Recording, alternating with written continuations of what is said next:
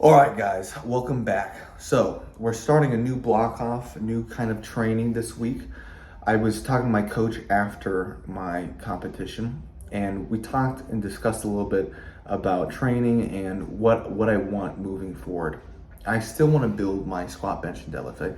My ultimate goals of right now is probably an 800-pound squat, 600-pound bench, 800-pound deadlift natural. As I do that, though, I feel like I'm excelling in those three arenas, but I wouldn't necessarily. You're not a freak of nature if you just can squat, bench, and deadlift heavy. I mean, if you squat, bench, and deadlift really heavy, I'm not taking anything away from that. That is still very impressive. But I want to be strong overall. I want to be athletic overall. I just want to push my body overall, so that I talk to him. I'm like, what could be really what lifts and what program can we really be pushing in order to be overall a really good freak of nature? And the squat, the bench, and the deadlift, building bodybuilding, building up some size, but also other kind of lifts too that you're going to see a little bit more of with this training this week and probably moving forward too. Again, I still want to excel in my squat, bench, and deadlift. I still want to excel with my physique, but also building on strength and other aspects of my physical capabilities along with that. Which I definitely feel like I can. Now, how could I put it? I feel like I'm in a position in my life right now where I can revolve my life, a large portion of my life around training. I'm very lucky to do so, around training and coaching. So because of this, I can really amp up my training and kind of delve into building myself into that freak, even more so than I already am. So anyways, this week, starting this video off, this first video is just gonna be my squat day. I'm gonna take you through each of the exercises. If you're interested in training like this, if you're interested in just improving your powerlifting or improving your physique, if you're interested in power building, reach out to me, tankstrengthcoaching.com, or at my email, tankstrengthcoaching@gmail.com. Look forward to hearing you guys. Even if you just got questions, not necessarily coaching, please reach out. All right, on with the video. All right, we're going to start the day off with our first movement, overhead ball throws, 10 sets of 1 for 10-pound ball. So when you're doing power movements like this, it's super important that you put 110% into every rep you're doing.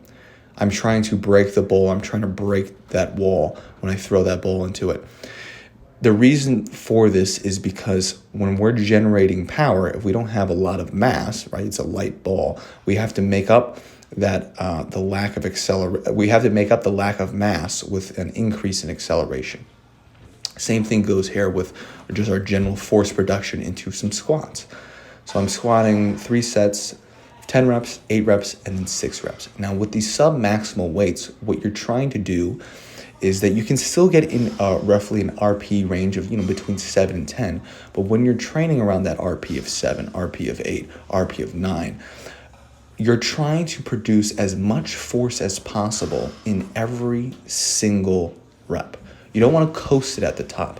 Now, this is a concept called compensatory acceleration training, which has been developed and talked about by someone like Dr. Fred Hatfield or my coach, Josh Bryant.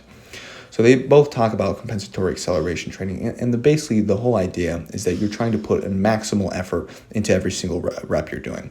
And of course that's going to be positive. That's going to be optimal, is that when you're doing a repetition, when you're putting, whether it be squat, bench, or deadlift, you want to try to put as much force into that rep, whether it be maximal weight or submaximal weight, so we can get the most amount of benefit from it, right? When we're lifting really heavy, when we're testing our 1 repetition max, we're not trying to lift that weight slow. We're trying to put as much force into that weight as possible, and we're trying to move it as fast as possible. Now, the weight, of course, moves slow because it's maximal weight. But then when I go and I train with lighter weights, does it make sense for me to not put as much force into a lighter weight? No. If the goal is to put as much force into the weight as possible on a maximal lift, then try to mimic that on a sub-maximal lift. So when I do these lighter sets of squats, bench, deadlift, and other movements, I'm still trying to beat 110% effort into every single rep.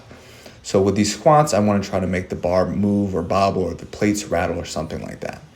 Now, I will say this concept can change, or might have to moderate if you're dealing around with an injury, or you have to really pay attention to your technique or something like that. Of course, we still want to try to move the bar fast, but we don't ever want to get sloppy. That's very important. So fast doesn't mean sloppy. It still means we have to have some priority of technique and we're executing the movements well. Then I moved on to some goblet squats, 8 sets of 8. There's 90 pounds here.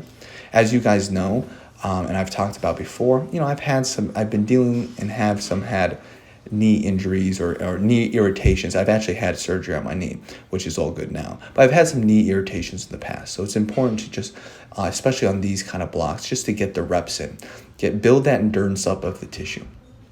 Then I moved on to some farmer's carries, 2 sets, 100 feet, 250 pounds each, so 500 pounds total. 100 feet is about down and up on this turf. I really like these. I feel they're really good for a mentality aspect and also really wonderful for your upper back and your grip. That stretch, the loaded stretch you have on your traps, everything like that, is a great hypertrophy stimulus for, your upper back. Here is kind of like the turn with, I have to practice this. I have to definitely practice my turns on everything with these moving implements. Then I finished the workout up, with some neck extensions. I know in a video past you saw me doing it with 45s. This is just a 10-pound weight. I'm doing 2 sets of 50. That's what was programmed, so I trust my coach. I go about doing it. Definitely feeling the neck pump there, which kind of feels nice. I feel like my neck is getting bigger, which is important kind of towards the physique I want to build. All right, guys, this is going to be the end of the video. Let me know if you like this. Like, subscribe, leave a comment. Again, please reach out to me, tankstrengthcoaching.com, and let's talk. Have a good one, guys.